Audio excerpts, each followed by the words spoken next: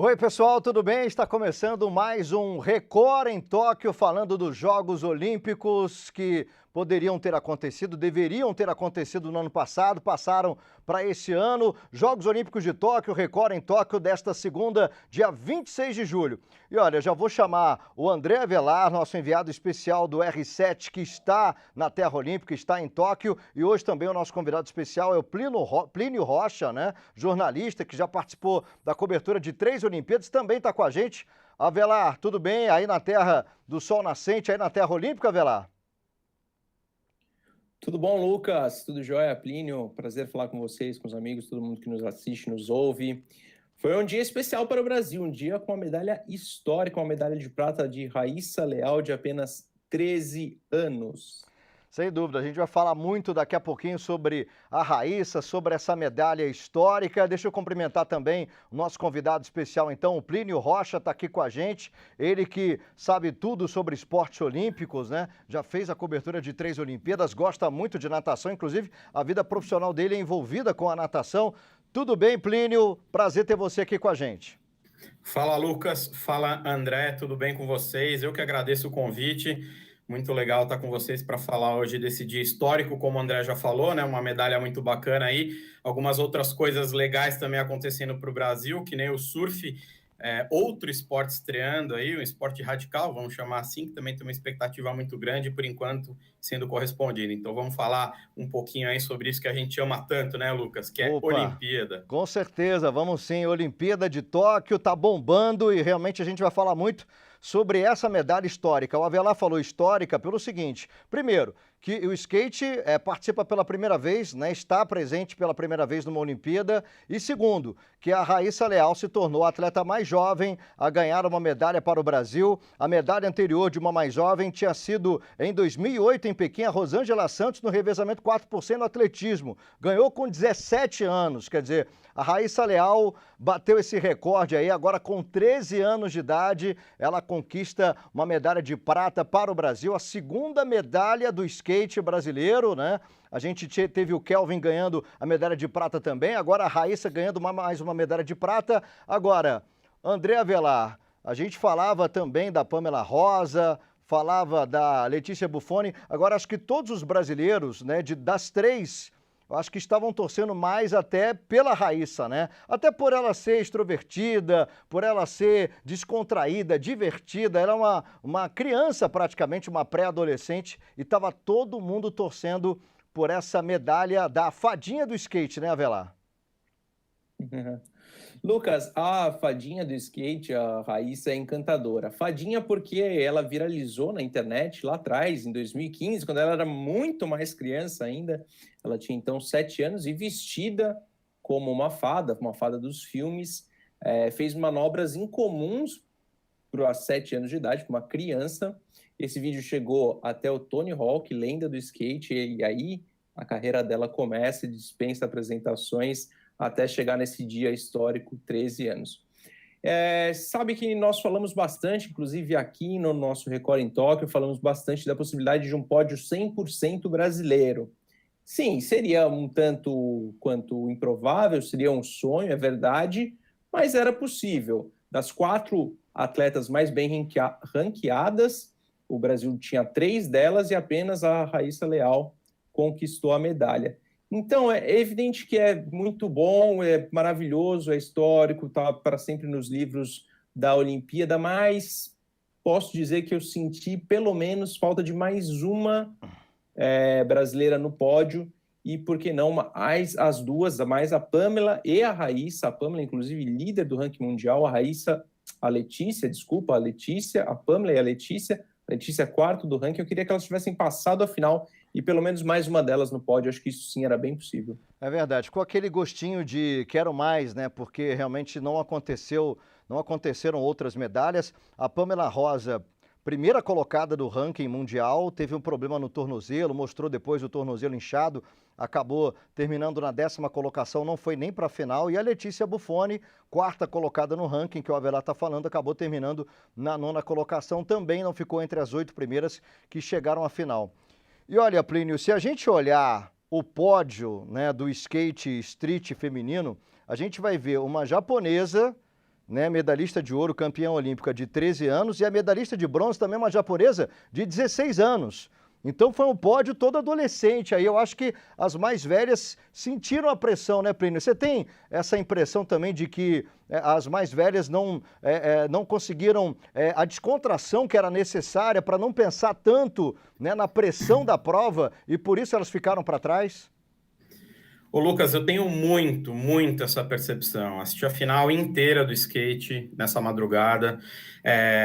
As duas japonesas estavam muito soltas o tempo inteiro, estavam se cumprimentando o tempo inteiro. A Raíssa estava dançando, muitas vezes a câmera focalizou ela, e ela estava dançando, fazendo passinho. Então, claramente, elas estavam se divertindo ali. Evidentemente que tem uma competição de pano de fundo, é uma estratégia, apesar de elas serem muito jovens, 13 anos para duas, como você disse, 16 anos para outra.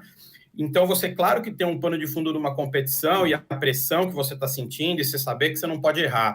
Mas se você tem artifícios e se você está tranquilo e sossegado, não só para skate, mas para absolutamente qualquer esporte, você está com menos peso nas costas. Então, para mim, claramente isso aconteceu. Elas estavam muito tranquilas. A holandesa, que também se esperava um pouco dela, estava com aquela carranca, quando a câmera pegava nela. E aí, quando chega naquele momento em que você erra a primeira manobra, erra a segunda manobra, você já está sob pressão. Então, aí, essas coisas vão se acumulando. Mas, Lucas, esse pódio foi muito legal pelo seguinte...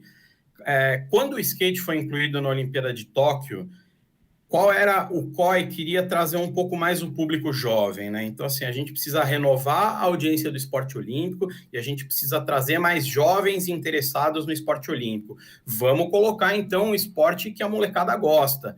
E aí, você coloca esse esporte e coloca no pódio uma menina de 13, outra de 13 e uma de 16. Então, ali, se fosse uma estratégia de marketing, Lucas, é o típico tiro certo, né? Então, sem dúvida, um pódio, né? Jovem para uma modalidade jovem, tentando buscar esse público mais jovem. Bom, o alvo foi atingido, com certeza. Você vê aí o pódio, ó, as duas japonesas, a Momiji Nishia, também de 13 anos, mas 5 meses mais velha do que a brasileira, do que a Raíssa Leal, e a Funa Nakayama, né, também japonesa, de 16 anos de idade. É realmente um pódio histórico isso aí. Olha, vai demorar muito, tenho certeza, para a gente voltar a ter um pódio desse tipo. E Avelar, você também tem essa impressão de que você falou, né? A Pamela Rosa, a Letícia Buffoni, Letícia que ficou até... saiu mais na imprensa até a discussão, não é discussão, mas a treta, vamos dizer assim, que ela teve, né? Porque o Kelvin não anda com a gente, não sei o quê, do que a própria participação dela. A participação dela não foi boa, né? Uma atleta que é a quarta colocada no ranking não passar entre as 8 para a final, então a Letícia não teve uma participação como todos esperavam. Você também acha que a garotada, né, as meninas mais jovens sentiram menos a pressão da competição? Sem dúvida alguma, concordo inteiramente com a sua visão, Lucas. Inclusive, esse pódio com 43 anos, se a gente somar a idade das três participantes, a Formiga, com 42 anos, a Formiga tem 43, né, por exemplo. Então, Verdade. acho que isso dá a dimensão do que a gente pôde presenciar hoje ali no Ariake Urban Sports, um legado para a capital japonesa, um legado olímpico que vai permanecer, a estrutura permanece lá. Para quem sabe que o Japão, o Tóquio em si, consiga formar outros skatistas. Já tem o medalhista de ouro no street no masculino, que bateu o Kelvin ontem, e agora com essas duas meninas no pódio também foi muito bacana de ver. Sobre a Letícia, ontem falávamos aqui no Record em Tóquio que ela colocou pressão em cima dela mesma. E hoje, após ser desclassificada da competição, não avançar à final, ela admitiu que sentiu pressão. Ela falou: as minhas pernas tremiam, era difícil ficar em cima do skate. E você sabe, Lucas, que essa foi a primeira vez na carreira da Letícia que ela sequer avançou para a final, sequer avançou as 8 melhores competidoras. Então, assim, evidentemente que Jogos Olímpicos é um canhão, a gente não consegue imaginar. Qualquer um de nós três aqui, o pessoal que está nos assistindo, nos ouvindo, teria a mesma dificuldade de enfrentar toda essa pressão, sim, que são os Jogos Olímpicos, mas acho que a Letícia administrou mal a véspera dela e colocou pressão nela mesma. acho que tudo isso com uma carga emocional muito grande fez falhar ali na hora.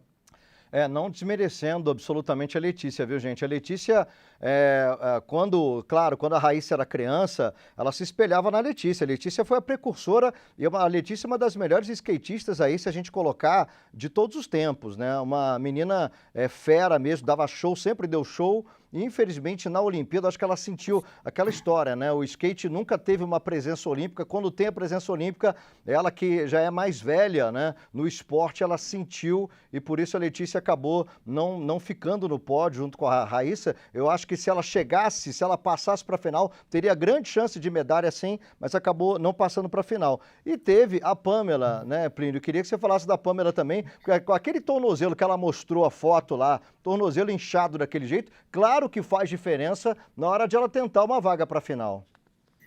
Muita diferença, né, Lucas? Muita diferença. Você imagina o skate, não dá para dizer que não é um esporte de impacto, tem muito impacto no skate, os saltos que elas fazem, as aterrissagens que elas fazem com o peso do corpo. E isso que o André falou para mim é muito sintomático também, pelo seguinte: dias antes, a Letícia ganhou um X Games. Ela foi medalha de ouro no X Games, que é uma competição disputadíssima, talvez até mais disputada do que a Olimpíada, e ela estava em grande forma. Então, se você analisar o desempenho dessas duas, da Pamela e da Letícia, você pega uma atleta que era a primeira do ranking, que é o caso da Pamela, que não chegou em boas condições físicas, porque aquela foto daquele tornozelo, Lucas, pelo amor de Deus, a hora que ela mostrou, sabe, você não precisa falar mais nada, tá explicado, todo mundo tá vendo o que aconteceu. E você pega a outra brasileira, que é a Letícia, que de fato sentiu a pressão. Aí eu assino embaixo de tudo que o André acabou de falar, porque ela chegou bem fisicamente, ela estava bem tecnicamente, porque ela ganhou uma competição importante alguns dias antes, então ela admitiu, pelo menos teve, né, a transparência, falou, gente, senti a pressão, a perna estava tremendo e não deu para competir. Então eu acho que o diagnóstico das duas está bem claro, pelo menos para mim. A Letícia chegou bem, sentiu a pressão da competição, a Pamela não chegou bem e não tinha como competir tão bem, e aí, né, para incluir a Raíssa, estava solta, estava leve, estava dançando, e aí conseguiu performar bem e conquistar essa medalha para o Brasil. E para ela. E o skate, então, deu 2 medalhas para o Brasil, 2 medalhas de prata, tivemos um bronze no judô, até agora 3 medalhas brasileiras. E um outro esporte que é estreante nos Jogos Olímpicos e também que todo mundo deposita muita esperança, e olha, eu sinceramente tenho esperança de ouro e prata, até porque pelo cruzamento, no surf, o Gabriel Medina pode fazer a final com o Ítalo Ferreira. Os dois podem chegar na final sim pelo cruzamento e aí teremos uma final brasileira. Seria a primeira final brasileira no esporte individual. A gente já teve a final olímpica do vôlei de praia, né, com 2 duplas brasileiras, mas seria a primeira final brasileira de um esporte individual e no surf. Você está animado com o surf? Vai ser nessa madrugada, viu, Avelar? O surf, os brasileiros passaram para as quartas de final, o Gabriel Medina, o Ítalo Ferreira também. Você está achando que pode dar ouro e prata para o Brasil no surf, Avelar? Estou achando demais, estou empolgadíssimo com isso. As finais estavam previstas inicialmente para o dia seguinte, seria a quarta de final, mas por conta do tufão, que dizem que vem um tufão por aqui em Tóquio, que mudaria todas as condições do mar, então a organização pretende realizar a quarta, a semi e a final já nessa madrugada para vocês, a minha manhã aqui. As finais devem acontecer aqui por volta de 15 horas da tarde, na expectativa de que esteja um mar... O surf tem uma peculiaridade, né? Como depende da natureza, pouca onda é ruim, mas muita onda, com o mar muito mexido, também é ruim. Então, não seria nada bom. Por isso que a previsão é que a competição termine nessa terça-feira para a gente aqui. Então, eu acredito sim, acredito bastante. São 2 caras que revolucionaram o esporte. O estilo deles competir, assim, chama a atenção de todo mundo. Os aéreos que os brasileiros, que a tempestade brasileira introduziu no mundo do surf, acho que isso é muito, muito legal de ver, e realmente é mais um espetáculo, como o Plínio estava falando, para a Olimpíada. É mais um projeto assim, de rejuvenescimento do público, enfim, acho que foi outro grande acerto, estou esperançoso com essa medalha. Esperava um pouquinho mais da Tati Weston Webb, brasileira havaiana, que é uma simpatia em pessoa também, e acabou ficando pelo caminho, mas tudo bem, bola para frente, quem sabe aí a gente não possa, pelo menos mais 2 medalhas no masculino, é bem possível, sim. A Tati, né, como você está falando, a Tatiana Weston Webb, ela perdeu nas oitavas de final para Amuro Suzuki, né, do Japão. Perdeu para uma japonesa nas oitavas de final e não avançou para as quartas de final. E no surf feminino, né, a gente tem ainda a Silvana Lima, está disputando, eliminou a portuguesa Teresa Bonvalotti e agora vai enfrentar, o problema é que vai enfrentar a Carissa Moore, que é americana, 4 títulos mundiais na bagagem, né? Então a Silvana Lima agora nas quartas de final vai ter uma parada muito difícil. Mas eu quero também perguntar para o Plínio se ele está acreditando. Daqui a pouco eu vou perguntar quem que vai ser ouro e prata. Vou até aproveitar para emendar a pergunta para o Plínio também. Plínio, quem que você acha que vai ganhar ouro e quem que você acha que vai ganhar prata nessa disputa brasileira aí no surf? Ô, Lucas, eu acho que o Brasil vai ganhar ouro e o Brasil vai ganhar prata. Não, é brincadeira, mas eu não vou ficar em cima do muro. Não vou ficar em cima do muro. Eu assisti bastante o surf também. Até aqui, eu achei o Ítalo mais consistente, Lucas. Ele pegou umas ondas, ele pegou o mesmo número de ondas que o Gabriel, eu diria, mas eu achei como o... Tô assinando embaixo de tudo que o André fala. Não é difícil, né? Assinar embaixo das coisas que o André fala, porque tá lá e conhece muito disso aí. Mas eu vou mais um pouquinho nessa onda. Foi uma competição de aéreos, por enquanto, né? A gente viu assim... Quais são as 2 boas pontuações que você pode fazer no surf? Ou um aéreo muito bem feito, ou um tubo. São normalmente são as manobras que podem dar uma nota 10 para um atleta. Pela condição, pela característica do mar aí do Japão, os tubos não vão rolar.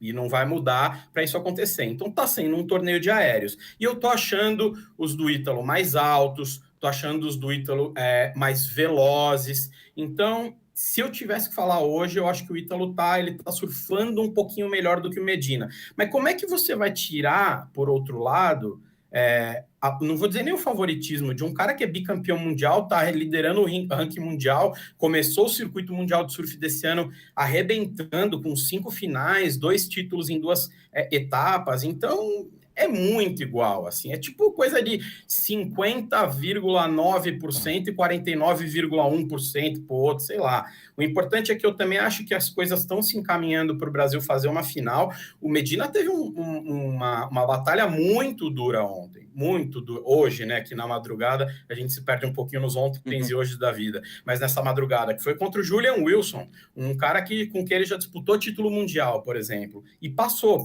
ali apertadinho, com um susto no fim ali, né, naquela última nota do Wilson, mas passou. Então eu acho que os brasileiros estão consistentes. A Silvana Lima, de fato, como você falou, vai ter uma pedreiraça hoje, a Carissa Moore, muito difícil, mas acho que os brasileiros estão consistentes. Acho que o Ítalo está surfando um pouquinho melhor esses dias, mas também nada do que uma próxima etapa já no mundo. Eles são muito iguais, Lucas, muito iguais. Só para a gente destacar aqui pelo chaveamento, né?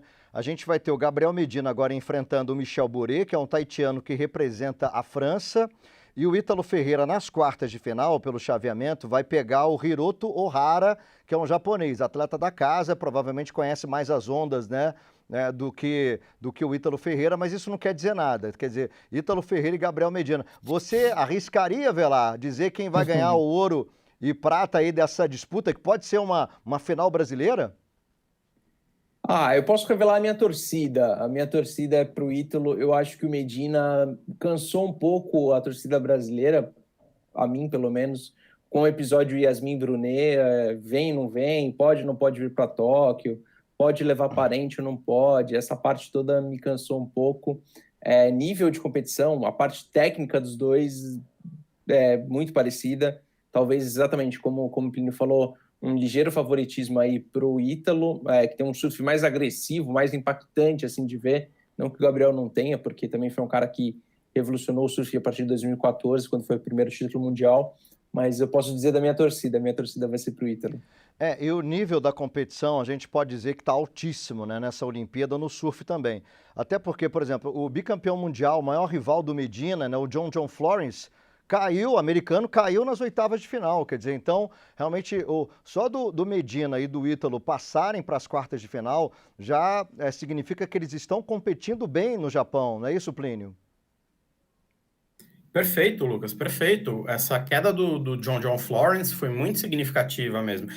A da Tatiana Weston Webb também, como o André falou, é uma menina que está correndo bem o circuito mundial esse ano também. Honestamente, achei que tinha surf para ir um pouquinho mais para frente. Mas a questão, Lucas, é que cada dia você praticamente tem um torneio diferente pelas condições do mar até agora, né? Então a gente começou um primeiro dia com o mar um pouquinho mais morto ali, então os surfistas, tanto é que do primeiro para hoje muita gente trocou de prancha, os caras falam, não, mudou tudo aqui, agora entrou aí o tal do tufão que o André falou, loucura essa história, né? Antecipa tudo, faz final, porque vai que depois de amanhã já não dá, porque quais são as condições. Então, a competição também vai mudando. E aí, além de você estar bem preparado fisicamente, tecnicamente, além de você ter que superar o teu adversário, você tem que entender essas mudanças da condição climática. É o que o André falou, estamos lidando com a natureza aqui. Pode ser que eu falei aqui agora há pouco que ninguém vai pegar um tubo no Japão. Vai que amanhã o Japão vira pipeline lá e vira o paraíso dos tubos, né? Não deve acontecer, mas vai que.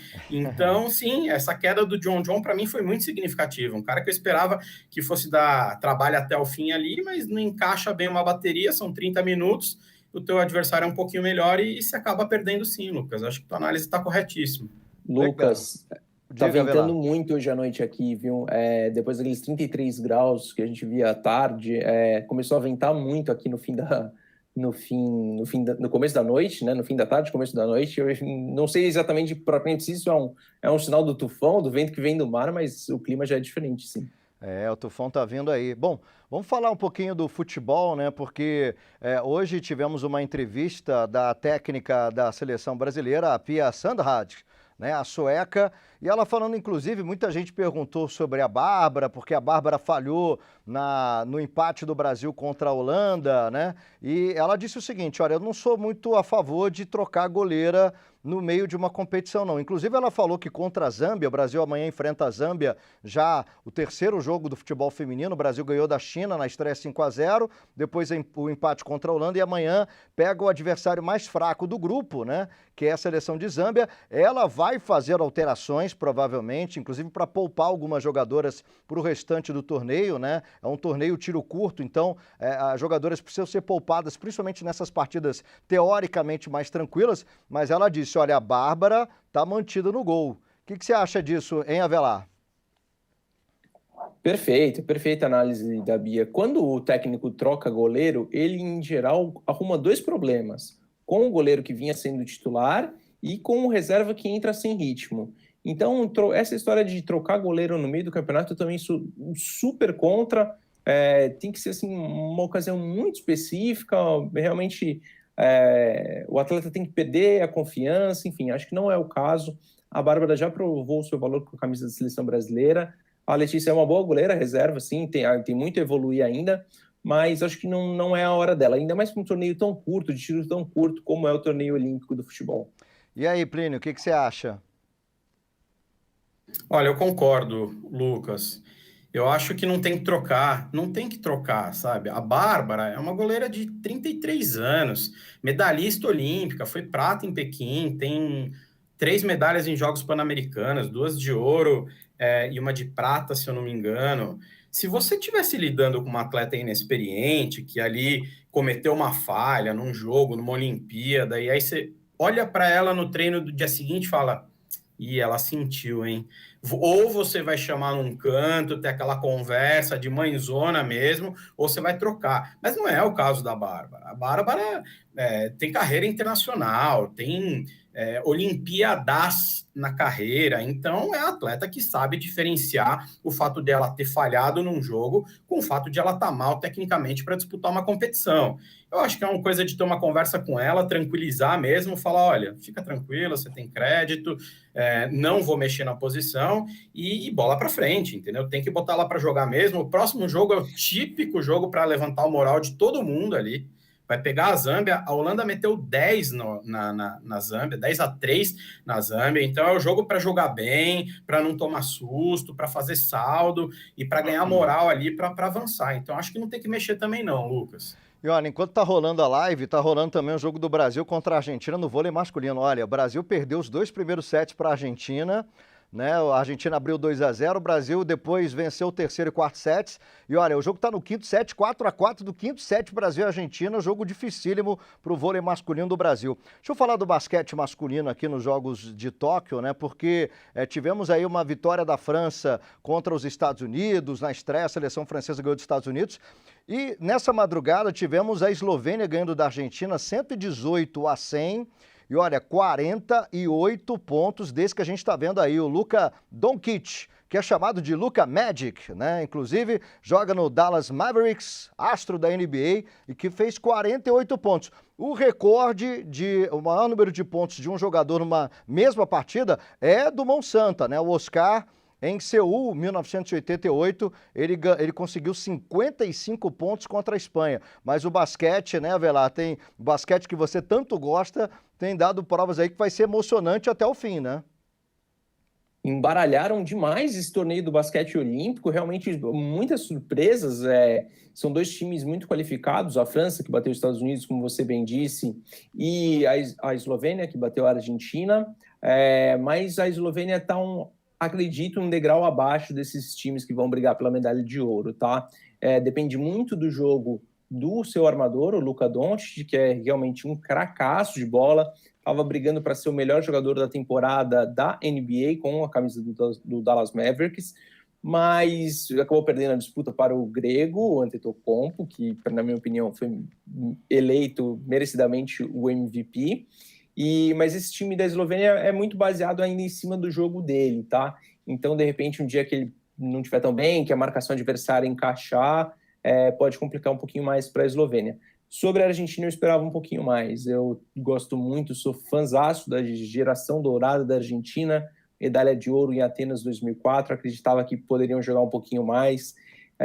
Mas por tudo isso, como é bom ver o veterano Luiz Scola em quadra. Que paixão que esse cara tem pelo basquete. Então, isso eu fico muito feliz de vê-lo em ação, ver ele por perto aqui. Acho que realmente é um aprendizado para a vida, viu? Porque o que esse cara manja e tem amor pelo esporte é muito bom de ver. Bom, já está rolando também a natação nos Jogos Olímpicos de Tóquio. Eu queria que o Plínio falasse sobre a natação, que ele conhece tão bem. Revezamento americano, nenhuma surpresa, né? 4 por 100 livre, os Estados Unidos com medalha de ouro. Aliás, foi o 10º ouro dos Estados Unidos no revezamento 4 por 100 em 13 edições, né, que tivemos essa prova. E aí a gente está vendo, Plínio, o Fernando Scheffer, que está na final, né? Não confundir com Fernando Scherer, hein, gente? Fernando Scheffer na final dos 200 metros nado livre. E aí, Plínio? Até porque o Scheffer nada os 200 livre, e se você chegasse para o Scherer e falasse, ô Scherer, nada o 200 livre, acho que ele saia correndo de medo, né? Verdade. Ele é velocista, né? O negócio dele é 50 e 100 livre, no máximo 100, né? Exatamente, que ele fez muito bem durante muito tempo. Ô Lucas, eu tô muito animado com essa final do Scheffer hoje, viu? Eu tô bem animado mesmo. E vou te dizer por quê. Ele bateu o recorde sul-americano do 200 livre, um 45,05 na eliminatória, depois deu uma pioradinha na semifinal, nadou para 45,71. Mas assim, ninguém tem ali um pouco de estratégia, claro, mas 200 livre, Lucas, não é uma prova que dá para ficar escondendo muito o jogo, não. Você soltou um pouquinho ali na semifinal, na eliminatória, você tá fora. Soltou na semifinal, talvez você não vá para a final. E eu acho que tem um cara que tá acima da média aí, que é o Duncan Scott. Esse cara, ele tá nadando solto, ele tá nadando fácil, ele tem muito lastro ainda para ganhar nessa prova. Mas o resto tá um bololô ali. Eu acho que tem gente para crescer nessa final ainda, tem o Davi Popovic da Romênia, que é um garoto de 16 anos que está assombrando todo mundo no 100 livre, certamente vai melhorar. Tem Kieran Smith nos Estados Unidos, que certamente vai tirar mais um pouco. Mas eu acho que tá um bololô. Não sei se o Scheffer tem caixa para chegar numa medalha, mas o que eu te digo é o seguinte, o cenário pintado na semifinal dá mais um pouquinho de confiança para ele. Ele saiu da prova com aquela sensação de, será que dá? Olha, acho que dá, hein? Se der aqui uma melhoradinha, se acertar aqui um pouquinho ali, se alguém piorar, acho que dá. Então eu vou assistir com muita empolgação essa final aí. E sobre o 4 por 100, sem novidades, como você mesmo disse, no revezamento americano, né? A única coisa só é que eu esperava que o Caleb Dressel, que abriu a prova, talvez ficasse um pouquinho mais perto ali do recorde mundial individual do César Cielo. Peraí que meu fone caiu aqui. No 100 livre, nadou para 47,26, o recorde do César é 46,91, então não bateu. Eu não achei ruim mesmo. Você, capa, não bater recorde mundial de Cielo, mas infelizmente é a nota negativa para o revezamento do Brasil, né? O Brasil ficou em último, né, o Plínio? Ficou em último lugar na final, tudo bem, mas ficou em último, né? Pois é. E aí você fala, Lucas, em último é ruim? Depende. Se você nadar, é tudo que você pode nadar, melhorar teu tempo, tiver uma boa performance, ficou em oitavo numa final olímpica, ok. Você fez o seu trabalho. Mas o Brasil nadou mal. Nadou 3:13:41. O Brasil não nadava tão mal assim esse revezamento desde 2014. Então, assim, certamente eles saíram da piscina lamentando ali, porque você tinha que melhorar um pouquinho, todo mundo piorou tempo em relação à fase anterior, então, infelizmente, aí esse heavy do Brasil ficou devendo um pouquinho nessa final da Olimpíada, Lucas. Bom, vamos falar um pouquinho, a gente sempre traz aqui o chamado, assim, a gente não gosta muito de falar sobre isso, mas não tem jeito, né, Avelar? O covidômetro dos Jogos Olímpicos, mais 16 casos notificados na manhã de hoje, né? E agora já chegamos aí a 153 casos de pessoas ligadas aos Jogos Olímpicos contaminados com coronavírus, né? Sabe que o COI e a população japonesa, nós esperamos muito que a Olimpíada começasse e à medida que esses casos começam a explodir, a gente fica preocupado, já fica de olho assim, poxa, quando que vai acabar a Olimpíada para a gente ter uma tranquilidade, para a gente realmente ter uma paz em relação aos números da Covid, porque ainda é muito preocupante. A impressão que fica, evidentemente que eu queria a Olimpíada sempre, mas a impressão que fica é que o COI está muito apreensivo com isso, sabe? Existe essa preocupação no ar e não é um evento seguro, não é um evento que acontece naturalmente. O novo normal não é nada de novo e tampouco de normal, por isso, cada vez que a gente vai a uma arena, sempre de máscara, quem puder estar me vendo, eu estou com o rosto marcado, com o nariz, que também não é pequeno, mas marcado pela máscara. Enfim, isso mas deixa um evento, não é um evento gostoso como é a Olimpíada.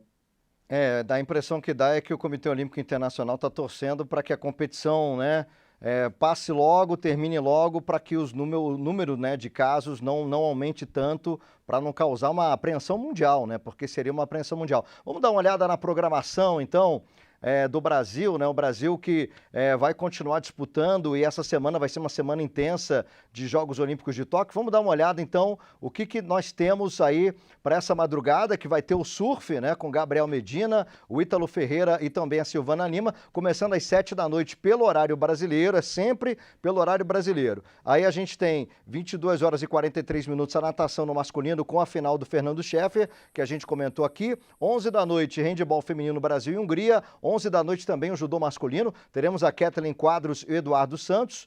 Tênis feminino com a Luísa Estefânia Laura Pigossi, a dupla feminina, né, do Brasil, disputando tênis. E aí o vôlei de praia masculino com Alisson e Álvaro. Aí já entrando na madrugada, a vela também, com a Martine Grael e a Caiana Kunze, campeãs olímpicas do Rio de Janeiro, começando a disputar também, já na terceira regata, né, da vela. A classe laser também com Robert Scheidt. Teremos a canoagem com a Ana Sátila. O vôlei de praia masculino Evandro e Bruno Schmidt. Às 3 da manhã, o ciclismo também com a Jaqueline Mourão.